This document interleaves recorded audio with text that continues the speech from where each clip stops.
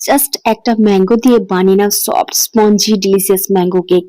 খেতে এত ভালো হয়েছে কি বলবো, আর বানানো তো কোনো ঝামেলাই নেই। পাকা আমের সিজনে আমের কেক তো বানাতেই হবে একবার, তাই না? একটা পাকা দেখে আম নিয়ে ধুয়ে পরিষ্কার করে নিয়ে একটু পিল করে নিচ্ছি, ছুরির সাহায্যে কেটে নেবো। তারপর একটা মিক্সার ব্লেন্ডারের মধ্যে দিয়ে একটু মিহি পেস্ট বানিয়ে নিচ্ছি। তারপর বোলের মধ্যে 1 কাপ সুজি দিয়ে দিলাম, 1 কাপের মতো টক দই, আর ব্লেন্ড করে রাখা আমের পাল্পটাকে মেপে নিলাম 1 কাপের মতো। দিয়ে ভালো করে দেখো মিক্স করে আমি 10 মিনিটের মতো রেস্টে রেখে দিচ্ছি।